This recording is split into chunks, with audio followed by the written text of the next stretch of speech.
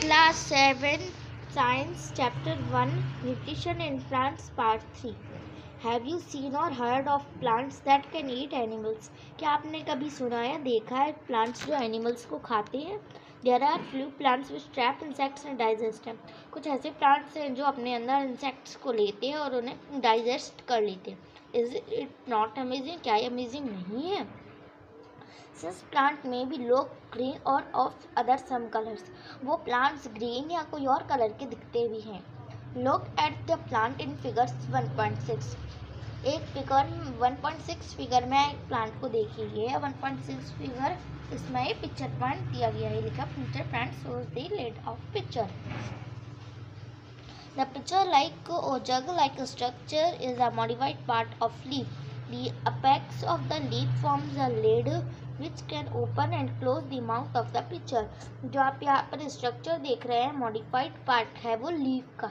जो ये है वो उसका लीफ है पिक्चर प्लांट का. और वो जग या पिक्चर लाइक का स्ट्रक्चर है जो ओपन और क्लोज होता है. ये उसका लिड है. ये ओपन और क्लोज होता है. Hair which are directly downwards. और जो नीचे इंसेक्ट होता है वो चला जाता है.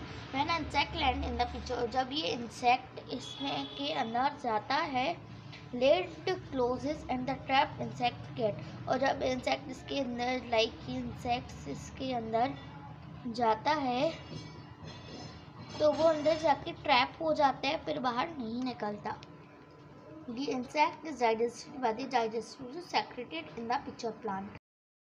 इंसेक्ट होता है वो डाइजेस्टिव जूसेस के द्वारा सेक्रेटेड मतलब पाचित हो जाता है और पिक्चर प्लांट को उसके न्यूट्रिएंट्स मिल जाते हैं. Such insect eating plant are called insectivorous plants. और ऐसे प्लांट्स जो इंसेक्ट्स को खाते हैं उन्हें इंसेक्टिवोरस कहते हैं. क्या है पॉसिबल है कि इनको भी न्यूट्रिएंट्स चाहिए पड़ते हैं कार्बोहाइड्रेट्स वगैरह ग्रोथ होने के लिए. Saprotopes. You might have seen packets of mushroom sold in the market. आपने मशरूम के पैकेट मशरूम जो वेजिटेबल उसके पैकेट मार्केट में देखे होंगे बिकते हुए. Market. You have also seen fluffy umbrella-like patches growing in moist soils or rotting wood during the rainy season. आपने रेनी सीजन में फ्लफी अम्ब्रेला जैसा कोई पैच जमीन में उगते हुए देखा होगा जैसे लाइक ये. ओके. और ये मार्केट में मशरूम इस टाइप से पैक होके बिकते हैं. फिगर 1.7 में हमको दिखाया जा रहा है ये डिकेइंग मैटर में मशरूम ग्रोथ हो रहा है और इस टाइप से वो बिकता है. Type of nutrient. और इनमें भी न्यूट्रिएंट्स होते हैं. ये वीडियो का स्टोरी है. नेक्स्ट एक्टिविटी 1.2 में है एक ब्रेड का हमको क्या कहते हैं पार्ट लेना है, पीस लेना है, उसे वाटर में मॉइस्ट करना है. Leave it a must warm place for 2 to 3 days. और उसे गर्म वातावरण में 2 से 3 दिन रखना है जब तक वो पैचेस इसके बहुत फ्लफी नहीं हो जाते, बहुत सॉफ्ट नहीं हो जाते. और उसको पैचेस को माइक्रोस्कोप के अंदर मैग्नीफाइंग ग्लास से देखना है और आपको अपना ऑब्जर्वेशन नोटबुक में लिखना है. If you see cotton like thread spread on the pieces of bread. और आप उस पर स्प्रेड मतलब कि कॉटन जैसे पीसेस देखोगे. ये है वो ब्रेड जो आपका ऑब्जर्वेशन का था. इसमें दिया गया है फिगर 1.8 और ये इस पर ग्रीन फंगस है. It is fungi. These organisms are called fungi. और ये ऑर्गेनिजम्स होते हैं ग्रीन कलर के और जिन्हें फंगी कहते हैं. They have a different mode of nutrition. और इनका डिफरेंट मोड न्यूट्रिशन वो अलग तरीके से लेते हैं और वो न्यूट्रिएंट्स भी अलग तरीके से लेते हैं लाइक ब्रेड से. These mode of nutrition in organisms take in nutrients from dead and decaying matter is called saprotrophic nutrition. और जो फंगाई टाइप के रहते हैं जो डेड और डिकेइंग मैटर से लेते हैं न्यूट्रिएंट्स उन्हें सैप्रोट्रोफिक न्यूट्रिशन कहते हैं. और जो सैप्रोट्रोफिक मोड ऑफ न्यूट्रिशन करते हैं उन्हें सैप्रोट्रोफ कहते हैं. Fungi also grown on pickles and leather clothes. और जो फंगी है वो अचार पिकल्स मीन्स अचार और लेदर के कपड़ों और भी चीज़ और गर्म और गीले नमी वाले वातावरण में भी होता है. During the rainy season the spoiled things. आपने बरसात के मौसम में ख़राब चीज़ें तो देखी होंगी लाइक जिससे फंगी हो जाता है. और आपको आस्क योर पेरेंट्स, और अपने पेरेंट्स से पूछना है फंगी कैसे होता है, वो भी पूछता है। The fungus pores are getting present in the air. जो फंगल पोर्स होते हैं वो एयर में प्रेजेंट होते हैं। When they land warm they germinated, and जब वो गर्म जगह पर आती है तो वो जर्मिनेट होने लगती है।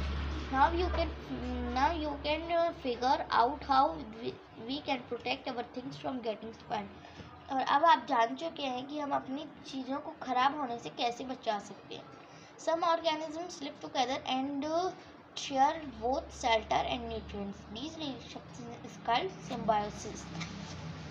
कुछ ऑर्गेनिजम्स होते हैं जो साथ में रहकर शेल्टर और न्यूट्रिशन शेयर करते हैं, उन्हें सिम्बायोसिस कहते हैं।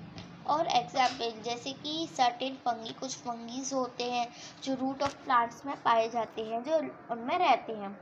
The plants provide nutrients to the fungi and in return the fungus provide जो प्लांट्स होते हैं वो फंगस को न्यूट्रिएंट्स देते हैं, और इन रिटर्न फंगस उनको बदले में पानी, सर्टेन न्यूट्रिएंट्स भी देते हैं। इन ऑर्गेनिजम्स कॉल्ड लिचेंस। ऑर्गेनिजम्स में से लिचेंस कहते हैं।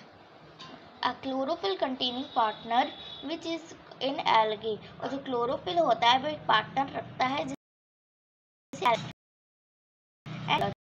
क्लोरोफिल और फंगस साथ में रहते हैं। दी फंगस प्रोवाइड शेल्टर, और फंगस शेल्टर प्रोवाइड करता है। वाटर और मिनरल एल्गी देता है, और बदले में एल्गी भी खाना बनाता है, prepare foods. How nutrients and replenished in the soil. Have you seen farmers spreading manure और fertilizers in? क्या आपने कभी किसानों को अपने खेतों में फर्टिलाइजर्स छिड़कते हुए देखा है, और गार्डनर्स को लॉन में पॉट्स पे छिड़कते देखा है? क्या आपने भी ऐसे कभी किया है? और आपने अगर ऐसा किया हो तो कमेंट में बताना। और जो प्लांट्स होता है वो मिनरल्स और न्यूट्रिएंट्स को अब्सॉर्ब कर लेते हैं, जो कि फर्टिलाइजर्स के माध्यम से उन्हें दिए जाते हैं, जो सॉइल में जाकर डिक्लेइंग मैटर, खराब मैटर को ख़त्म करते हैं, लाइक पोटेशियम, फास्फोरस एक्सेट्रा। और फर्टिलाइज़र और मैन्योर बहुत सारे न्यूट्रिएंट्स भी लिए रहते हैं, like nitrogen, potassium, phosphorus. These nutrients need to be added for time in the soil।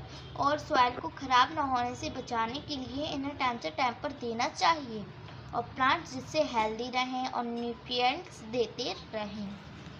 Usually crop plants observe a lot of nitrogen. और जो क्रॉप वाले प्लांट्स होते हैं लाइक व्हीट एंड राइस ज़्यादातर नाइट्रोजन एब्जॉर्ब करते हैं, nitrogen की कमी नहीं होने देते हैं। आपने नाइट्रोजन गैस कहाँ अवेलेबल होती है, एयर में होती है, आपने ये पढ़ा ही है पिछले पार्ट में।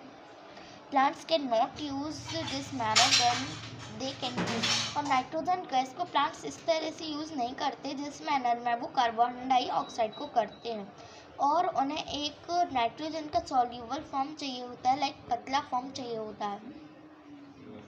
और वो बैक्टीरिया रिजोवियम, जिन्हें हम रिजोवियम कहते हैं, वो बैक्टीरिया ऐसा करते हैं एंड टेक एटमॉस्फेरिक नाइट्रोजन। और एटमॉस्फेयर में जो नाइट्रोजन होती है उसे यूजेबल फॉर्म में कन्वर्ट कर देते हैं, बट रिजोवियम कैन नॉट मेक। और रिजोवियम होता है वो अपना खुद का खाना नहीं बना सकता, लेकिन और वो ग्राम, पी, मूंग, बीन्स और अदर लेग्यूम्स की रूट में रहता है और नाइट्रोजन प्रोवाइड करता है, और इसके बदले में प्लांट उसे फूड और शेल्टर प्रोवाइड करते, रहने को जगह और खाना प्रोवाइड करती है। और इनके बीच में सिम्बायोटिक रिलेशनशिप भी होता है। Association is the great significance for the farmers. और ये बहुत इम्पोर्टेंट है कि इसका सब सिग्निफिकेंस जाना चाहिए फार्मर्स के लिए। They can reduce the nitrogenous fertilizers where legumes। और नाइट्रोजस फर्टिलाइजर्स रिड्यूस करते हैं, कम करते हैं, क्योंकि ज़्यादा नाइट्रोजन भी हानिकारक होता है, जैसे कि आपको पता है।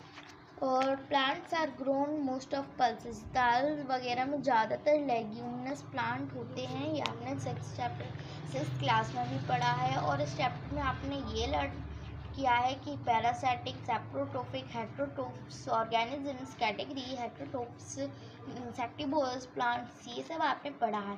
तो ये सब कैसा होता है। सो बाय, यहाँ पर होता है हमारे चैप्टर का end. I you like my video, like share and subscribe. Bye. Next video में मैं लाऊंगी अपना एक पूरा book work and exercise. Bye.